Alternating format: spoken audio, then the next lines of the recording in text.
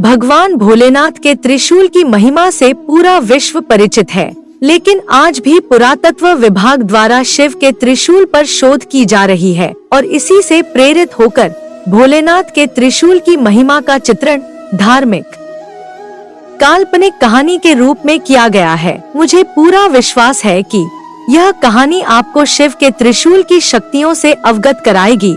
एक बहुत ही पुराना गांव था जहां बहुत से प्राचीन खंडहर बने थे और इन खंडहरों में कई वर्षों से पुरातत्व वैज्ञानिक रिसर्च के लिए आया करते थे।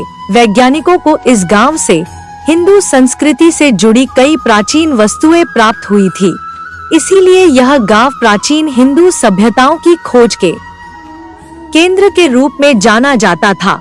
लेकिन उनकी खोज अभी तक अधूरी थी, क्योंकि वह धार्मिक ग्रंथों में बताए गए अस्त्र शस्त्रों की खोज में लगे हुए थे। एक बार उसी गांव के मैदान में बच्चे फुटबॉल खेल रहे होते हैं। अचानक उनकी फुटबॉल एक गड्ढे के अंदर चली जाती है। गड्ढा काफी गहरा था, इसलिए बच्चों की हिम्मत उस गड्ढे के अंदर जाने की नहीं हो रही थी। तभी गांवों में एक फेरी वाला कपड़े बेचने आता है। बच्चे उसे रोक लेते हैं और उससे अपनी फुटबॉल निकालने की जिद करने लगते हैं।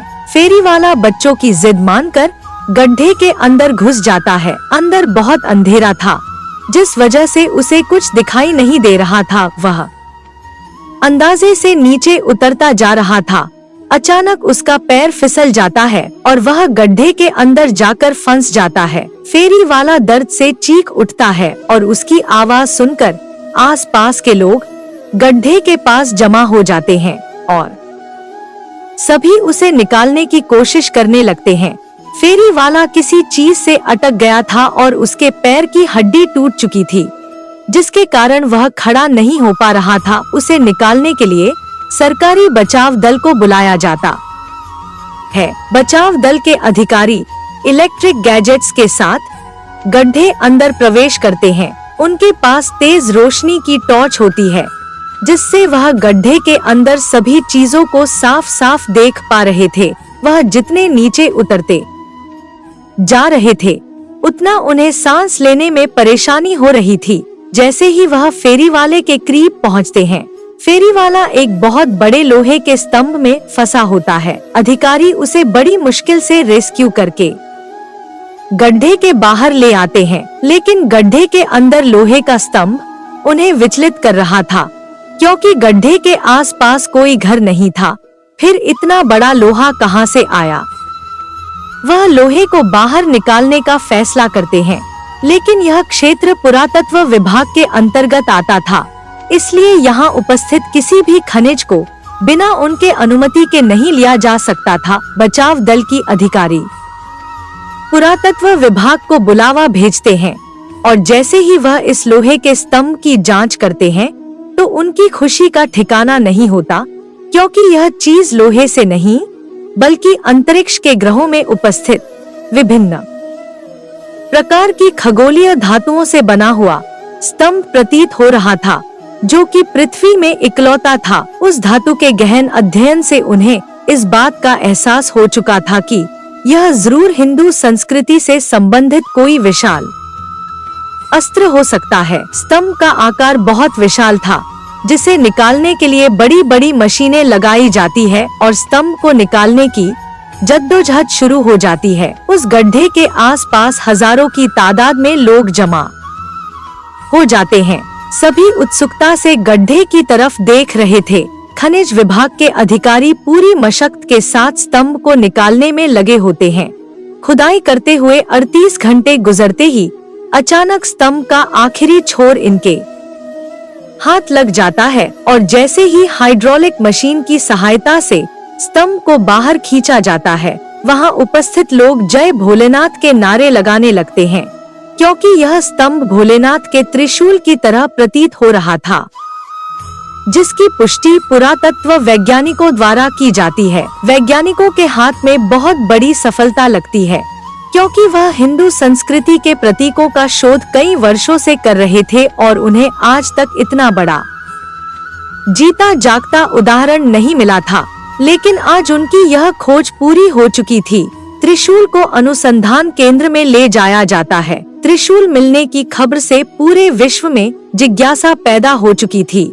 सभी जानना चाहते थे कि त्रिशूल वाकई भोलेनाथ का है या यह कोई सामान्य ढांचा है। त्रिशूल की रिसर्च करने के लिए कई देशों से वैज्ञानिकों को आमंत्रित किया जाता है। सभी अपने अपने स्तर से त्रिशूल की कई पैमानों में जांच करते हैं और जब फाइनल रिपोर्ट आती है तो वैज्ञानिकों में खुशी की लहर दौड़ पड़ती है, क्योंकि यह हजारों वर्ष पुराना भोलेनाथ का ही त्रिशूल लग रहा था।